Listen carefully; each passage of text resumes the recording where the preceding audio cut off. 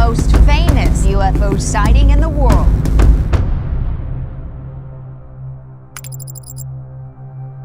What many aren't aware of is that 2 years before the Phoenix Lights, Dr. Lynn Kitai noticed something unusual outside her window. In 1995, both my husband and I witnessed 3 amber orbs in a triangle formation, one on top and 2 closely aligned underneath, very close to our home, about 100 yards from our home. It was startling, and it was amazing at the same time. 2 years passed, with Dr. Lynn noticing nothing in the sky coming close to resembling what she previously saw, until a month and a half before the Phoenix Lights event, and she saw them again and recorded it. January 22nd, 1997, I noticed 3 amber orbs now at a distance far west on the horizon.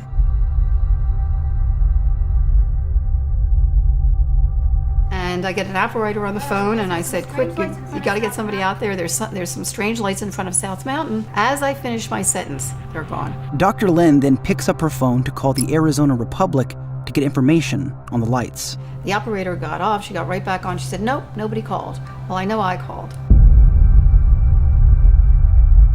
The next morning, she calls the Arizona Republic again, but instead of asking them about the origin of the, quote, orbs, she asks if they received any calls last night in regards to the lights. The operator pled ignorance and directed Lynn's inquiry to Luke Air Force Base, but after briefly speaking with a critical lieutenant who claimed they had nothing to do with it, they directed her to the airport, who said the following. He said, actually, there were 3 at 8 o'clock.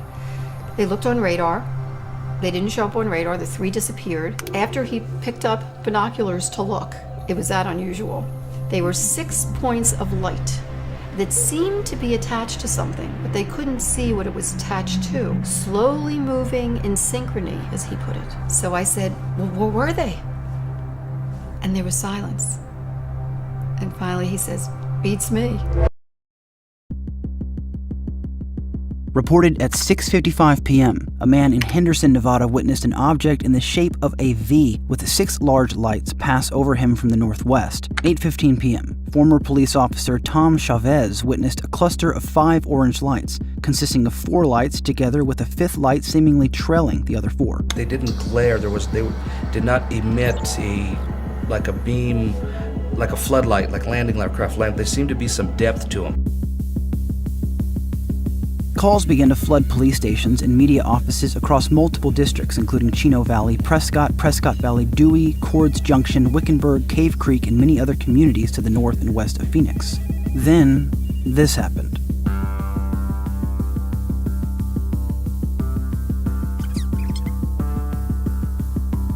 Wait, where? There's another one too. Where? Oh, look at that. There's another one. No, we're just excited. We're not. They keep coming. Wait, look at them. I got that. But what some misunderstand is this video shows the second event. The majority of sightings actually occurred before this in the state of Nevada and Arizona. The Public Affairs Office at Luke Air Force Base announced that their personnel had investigated these lights, establishing they were flares launched from an A-10 Warthog. But miles of controversy exist over this claim, so much so that 3 years after the sighting, the Arizona National Guard staged a demonstration to quell the claims made from those who kept saying what they saw was not flares. Judge for yourself in this side-by-side comparison.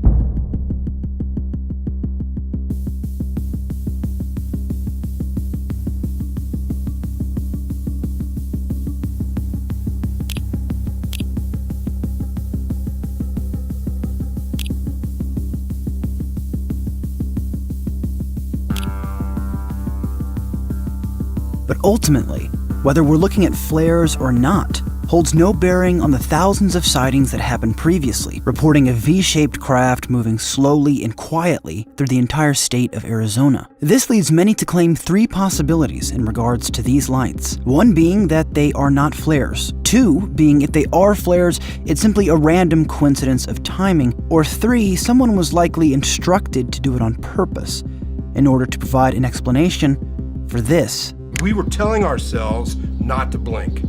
It was very close to the ground. It was just like floating over the housetops. The first thing that struck me is that they were just in a V-shaped formation. Well, it's at night, and guys wouldn't have been flying in a V-shaped formation, in a VIC. We'd call it a VIC. So now I'm looking at 5 lights passing overhead, silently at a very slow rate. And it also occurred to me that they were flying too slow to stay in the air if it was an aircraft. It must have been around 10-ish. And I'm looking off towards the north. Coming in directly at me are these three enormous lights, and they're moving incredibly slow. When somebody in our group said, "Oh my gosh, what is that up above?"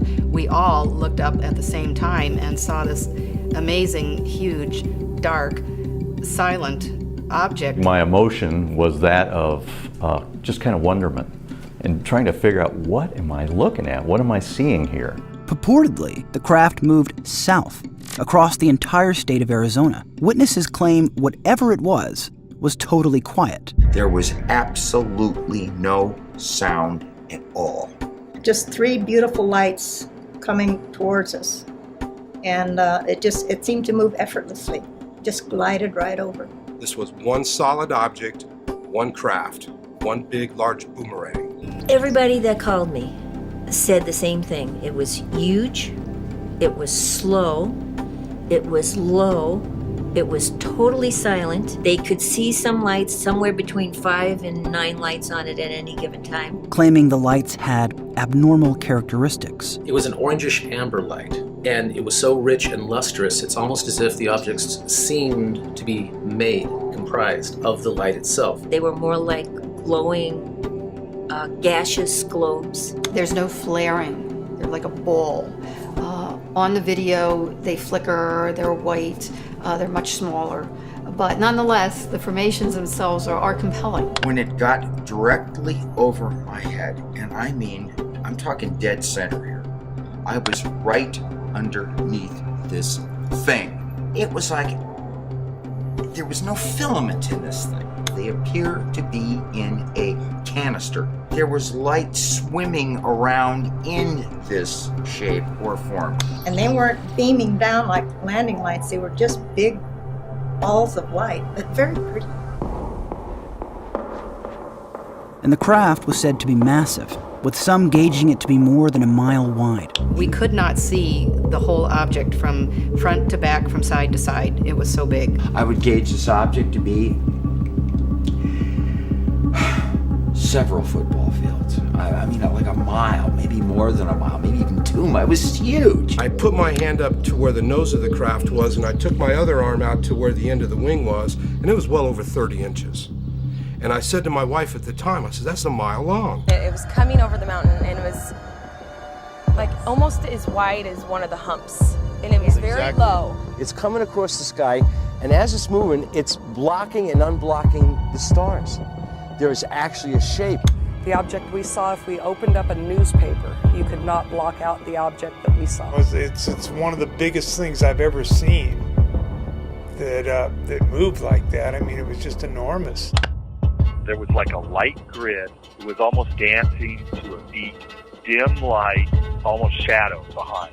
I wouldn't say that it was intense, but it was definitely profound. When you look down the street on a hot day in Phoenix, above the street's like, it's really wavy, and you see everything kind of distorted, and that's what it looked like up inside the middle of the craft. It was just gliding, and then it stopped, and then it the sides retracted a little, and then it was gone. Just went. Acceleration to deceleration, it was no noise the whole time. And not a sound. So how about we work together and try to figure out what this thing is? Even after thousands of calls to city officials from citizens requesting answers of just what happened, no explanation came. Then after a few months, the governor at the time, Fife Symington, finally, on June 19th, made a statement. And now I'll ask Officer Stein and his colleagues to escort the accused into the room so that we may all look upon the guilty party. Don't get him too close to me, please. This just goes to show that you guys are entirely too serious.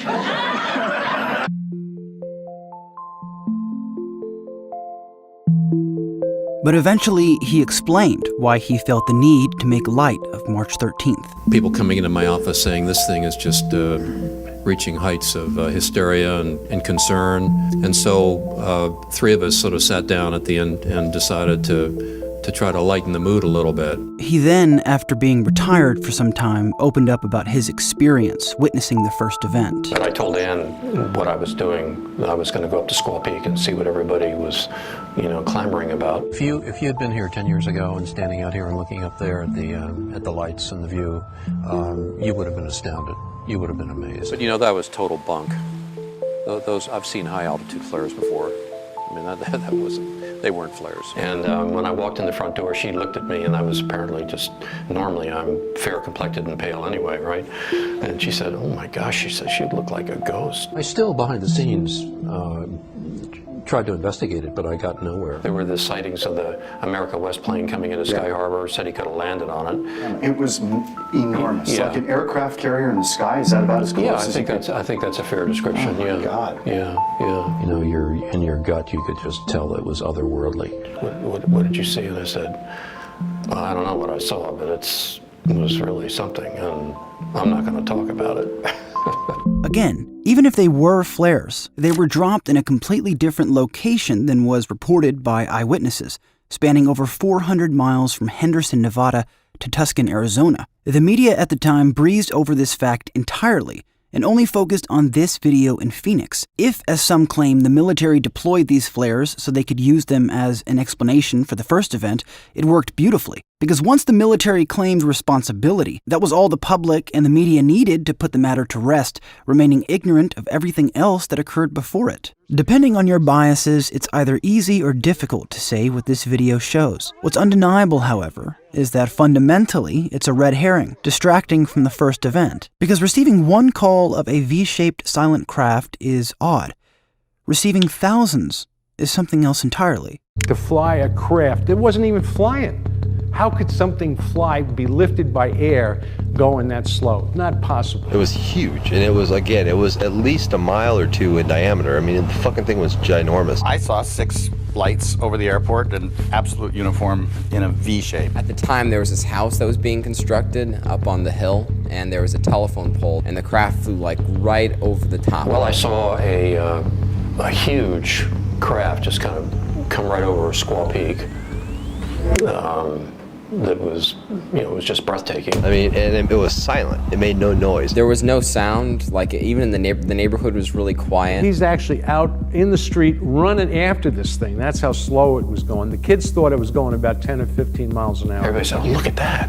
And we turned around, and this thing was coming from the northwest, traveling to the southeast. Shaped, what I said at the time was like a carpenter square. It looked like a flying carpenter square. Very interesting part looking back on it, and I especially was very, very intrigued and excited with the idea that this is something miraculous that's happening right now. Absolutely perfect, under control, powerful, smooth, quiet. And Tim and I were looking up into the light wells. I mean, these were circular light wells that we could not even estimate really how deep they were.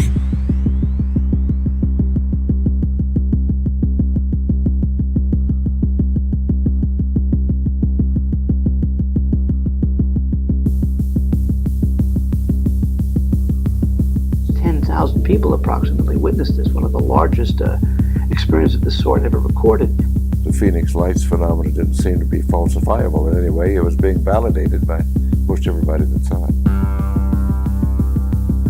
The entire object, it was a massive black object traveling very slow without any noise over I-10 on the Birch 15 right around 8:30. Who knows where it came from?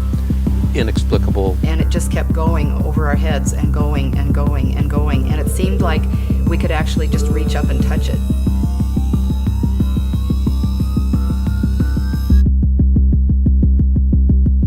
It didn't make a sound. That's the point. It was there. We saw it. There's no doubt in our minds whatsoever what we saw. What's certain is that an agnostic battle of skepticism versus openness fights inside my mind about all this stuff. I simply cannot claim to know something I don't know about, but I simultaneously am in awe of the witnesses' statements. The only place I can rightfully stand is in the showing, which is why I've shown all this to you. So where do you stand among all of this stuff?